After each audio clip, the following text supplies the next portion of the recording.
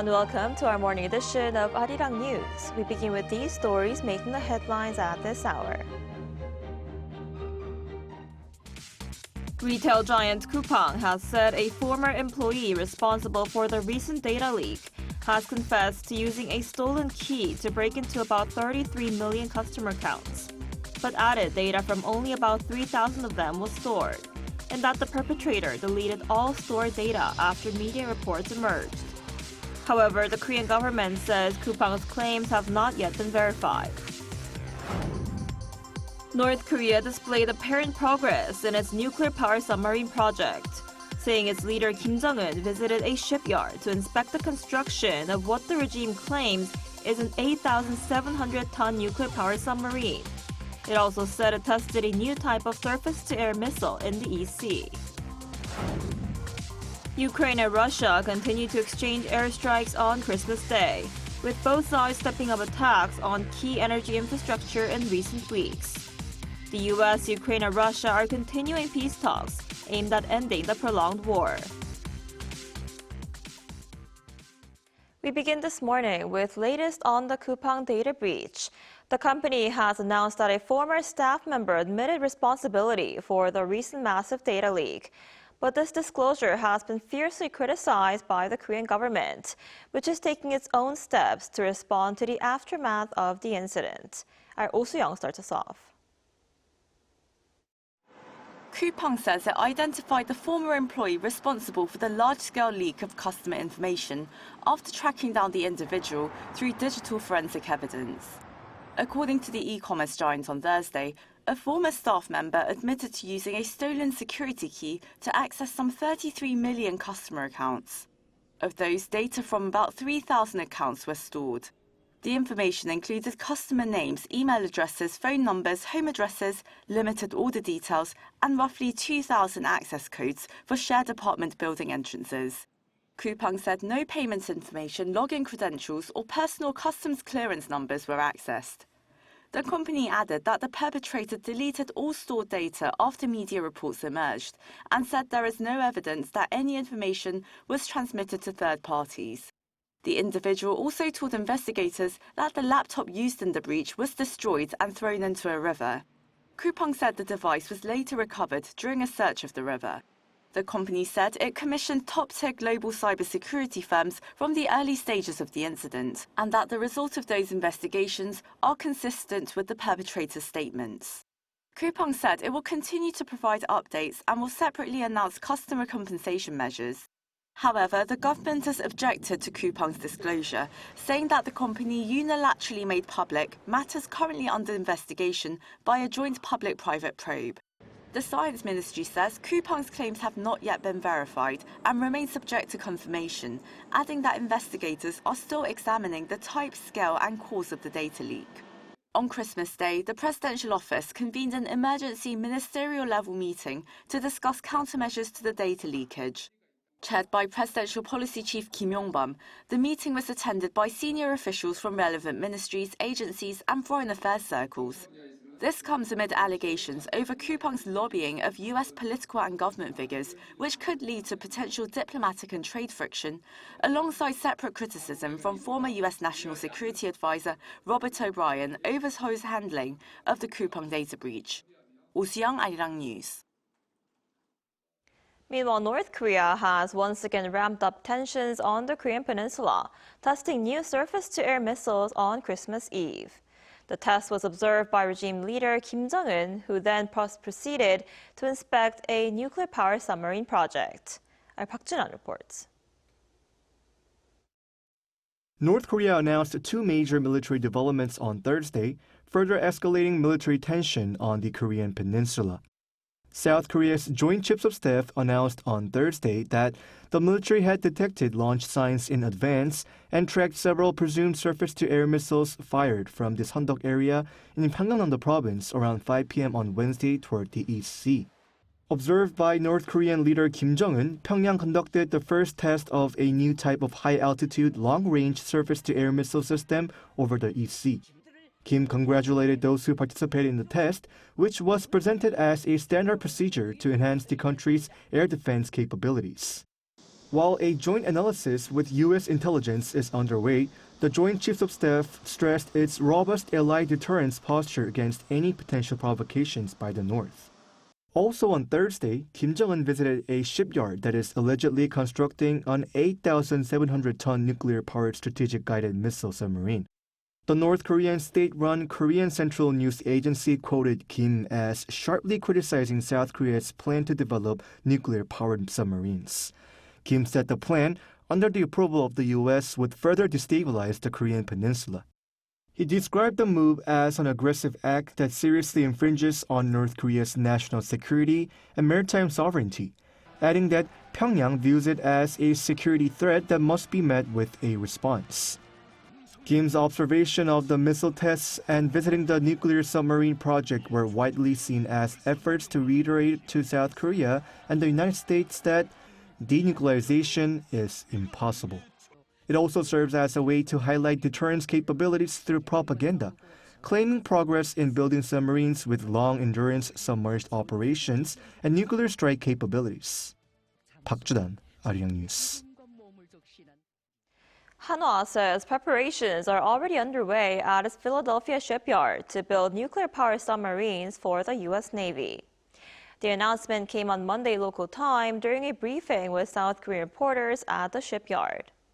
Tom Anderson, president of Hanwha Defense USA and a former U.S. Navy Rear Admiral, said Hanwha Philly Shipyard has already begun preparatory work for building nuclear-powered submarines, with work underway to expand the workforce, improve production efficiency, invest in facilities, and transfer best practices and technologies from Korean shipyards. The disclosure was made as U.S. President Donald Trump unveiled plans for a so-called Golden Fleet, part of a broader push to revive America's domestic shipbuilding industry, with Hanwha Shipyard named as a key partner. The first of 4 court cases against former President Yoon Suk-yeol will conclude hearings with a final session today. Seoul Central District Court will hold a closing hearing in a case against Yoon for obstructing the execution of a warrant to arrest him and infringing on cabinet minister's constitutional authority to deliberate and vote on the declaration of martial law. The court will hear testimonies from former Interior Minister Lee Sang-min and former Finance Minister Choi Sang-mok before final statements from prosecutors, the defense counsel, and Yoon himself. This will be the first of 4 insurrection-related trials involving Yoon to wrap up arguments, with an initial decision likely in mid-January. Prosecutors argue that Yoon selectively convened cabinet members during the martial law declaration to create the appearance of legal procedure. His defense maintains the process was lawful and the arrest attempt was illegal.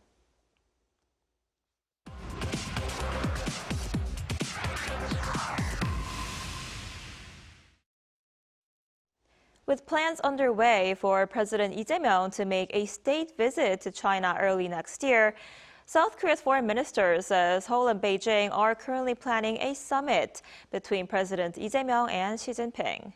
For more on what lies ahead for relations between South Korea and China in 2026, we're joined today by Professor Lee Min-jin, professor at the Division of International Studies at Koongju National University.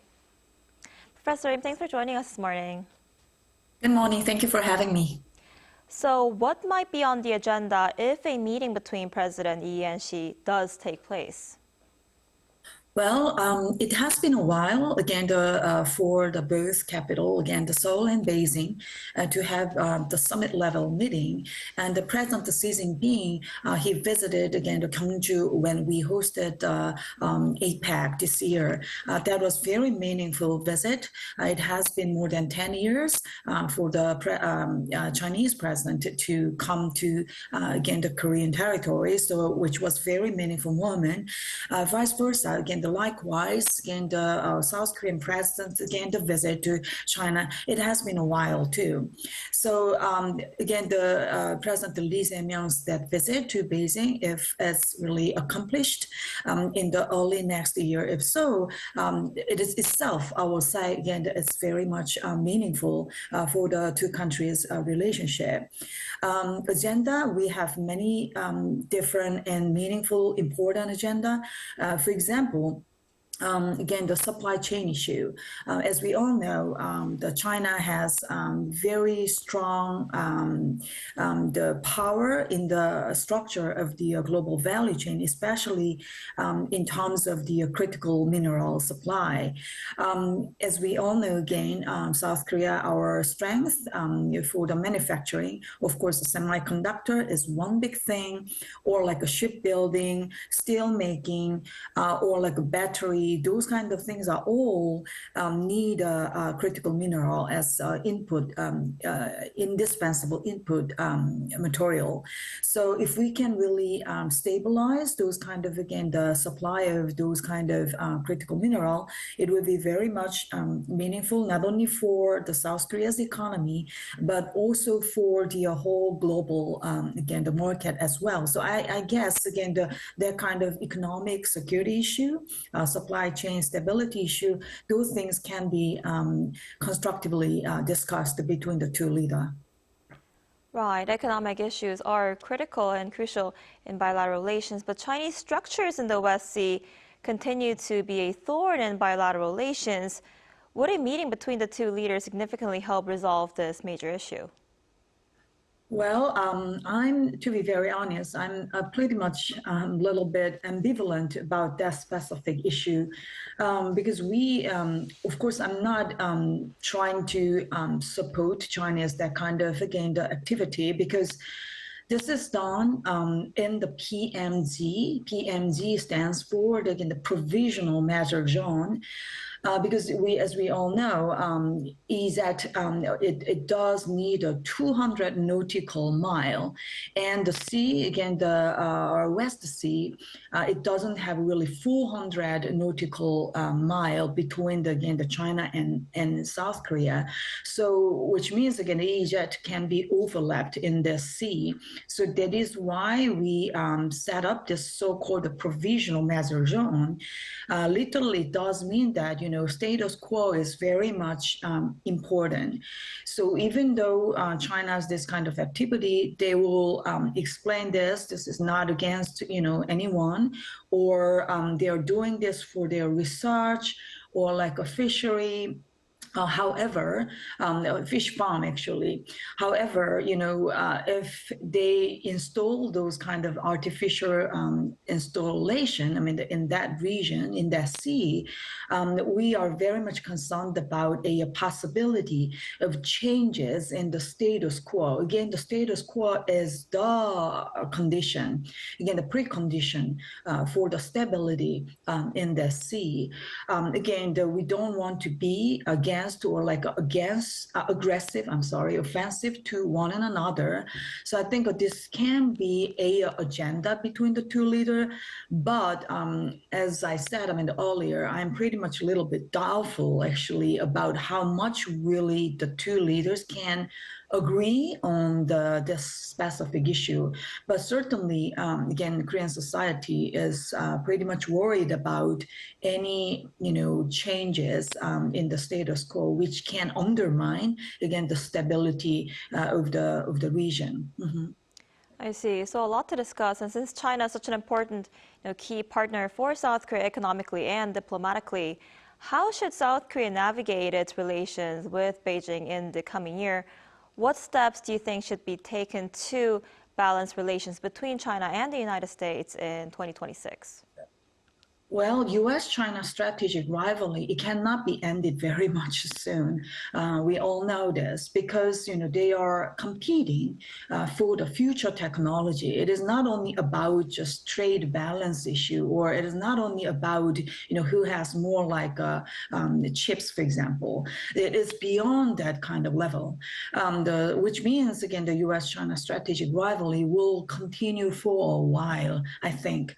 So having said that, again, the South Korea's position is, of course, difficult because U.S. is, of course, our ally and one of the largest market in the world, one of our, largest trading partner. At the same time, China too, as still it remains as the largest trading partner for South Korea. And more importantly, when we are trying to dealing with, again, the North Korean issue, again, China's support is, again, significant, crucial. So again, we need to have a good balance, again, between the two very much important country for us. However, again, of course, I guess, again, the strategic calculation is more, how would you say, can be more emphasized next year, because all this, tension, as you just, this news, Arirang news, as you guys already showed, again, the North Korea's that kind of, again, the newly recent movements for the nuclear power submarine like strategic weapons. Again, considering all this kind of, again, the new challenges in this region, probably, again, the strategic relationship with the US can be emphasized continuously. However, at the same time, I will say again that we definitely need to continue the good relationship, sustain the good relationship, constructive relationship with the Beijing as well for the, of course, the peace in this region and the stability of the region as well. Right, we'll have to see how that plays out in the coming year. All right, Professor Lim, I'm afraid that's all the time we have for today. Thank you so much for your insight. We appreciate it. Thank you.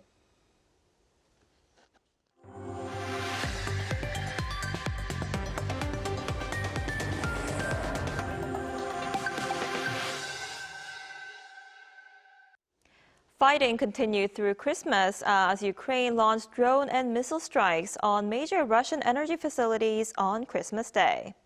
However, the United States, Ukraine, and Russia continued to hold talks in hopes of a peace deal. Our Lee Seung-jae has more. Fighting between Russia and Ukraine continued through Christmas, with both sides stepping up attacks on key energy infrastructure.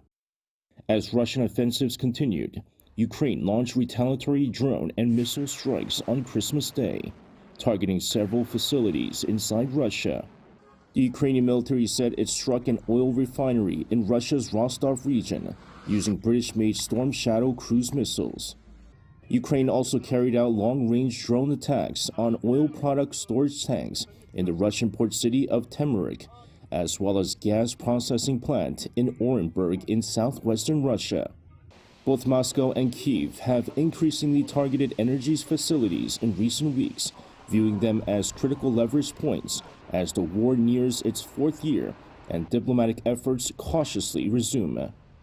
Meanwhile, on Thursday, Ukrainian President Vladimir Zelensky said he held an hour-long call with U.S. President Donald Trump's special envoy Steve Witkoff and Trump's son-in-law Jared Kushner to discuss possible ways to end the conflict.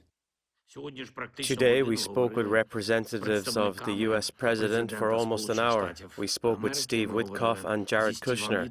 It was a really good conversation, many details.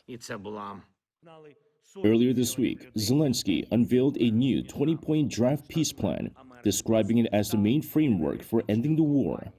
The proposal is a scaled-down version of an earlier 28-point plan that had been discussed between the U.S. and Russia, in which Kyiv criticized for favoring Moscow through territorial concessions and limits on Ukraine's military.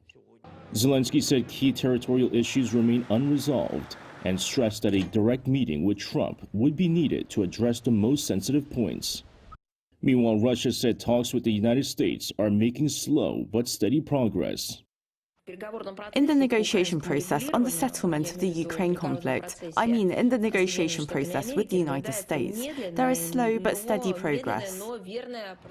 Russian Foreign Ministry spokesperson Maria Zakharova also accused Western European countries of trying to derail negotiations and urged Washington to counter such moves. Lee Seung-jae, Arirang News.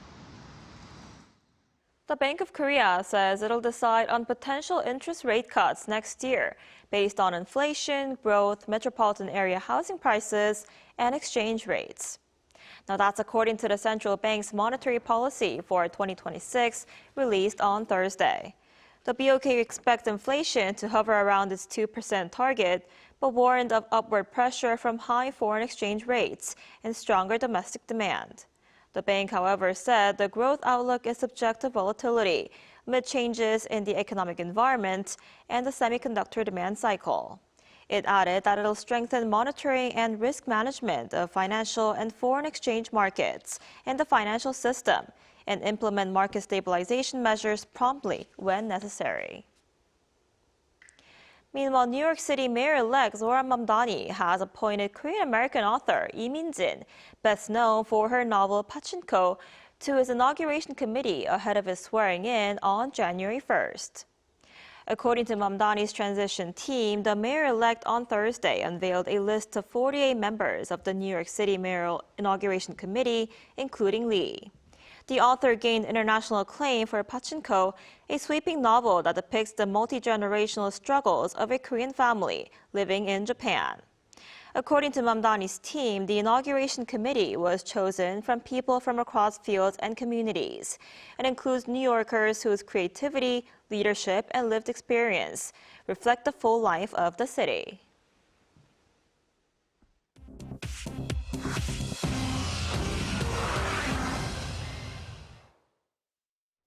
Good morning, I'm Chu Ji-hyun, and this is The World Now. Honduras electoral authorities on Wednesday declared Trump-backed conservative Nasri Asfura the winner of the November 30th presidential election, ending a weeks-long vote count. Asfura won 40.27% of the vote, narrowly ahead of the center-right Liberal Party candidate Salvador Nasralla at 39.53%. The ruling leftist Libre Party's candidate finished third with 19.19% in a clear rebuke of outgoing President Xiomara Castro's party. Trump endorsed the 67-year-old Asfura days before the vote, and U.S. Secretary of State Marco Rubio congratulated him on social media.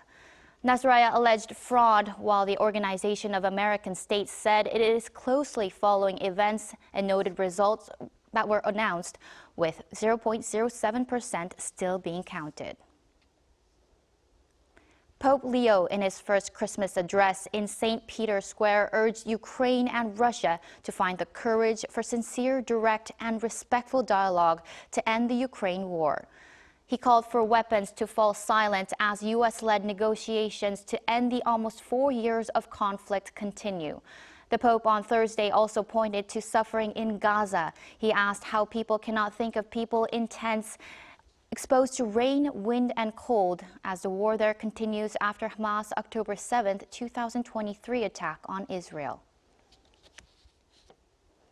Police in Nigeria said a suspected suicide bomber detonated an explosive inside a mosque during evening prayers on Wednesday, killing at least 5. The blast at the Al-Adu Mosque in Maiduguri, the capital of Borno State, killed at least 5 worshippers and injured 35 others, police said. No group claimed responsibility. The attack comes amid heightened security concerns in Nigeria's northeast, where Boko Haram and its ISWAP faction have waged a 15-year insurgency. Governor Babagana Zulum condemned the attack and urged vigilance, as police said explosive ordnance teams were sweeping the area. A Powerball ticket sold at a gas station in Cabot, Arkansas, won a $1.817 billion jackpot on Christmas Eve, ending 3 months without a top prize winner. Powerball said final sales pushed the jackpot higher, making it the second largest U.S. lottery prize and the largest Powerball prize of 2025. The cash option stands at $834.9 million. Arkansas lottery officials said they will not know the winner until at least Monday because the claim center is closed for the holidays. The 3-month streak included 46 consecutive drawings without a jackpot winner.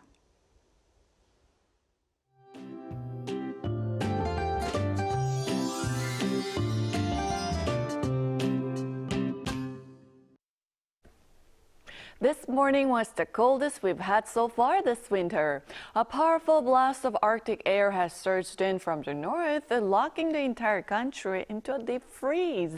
Cold wave alerts are in place in most parts of Korea, but I assume many of you are taking a long Christmas weekend, so if you're heading out, bundle up well.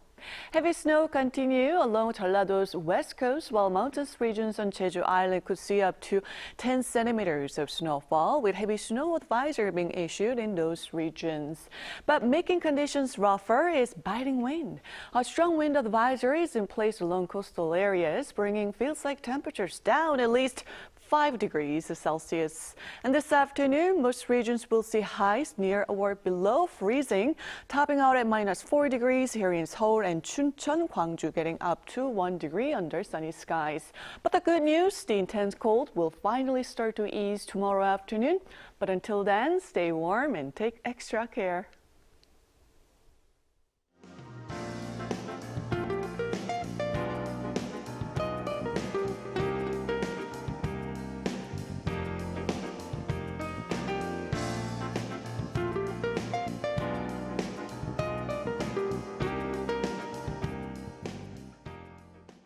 That's all we have for this morning. Arirang News will be back at noon Korea time. Thanks for watching.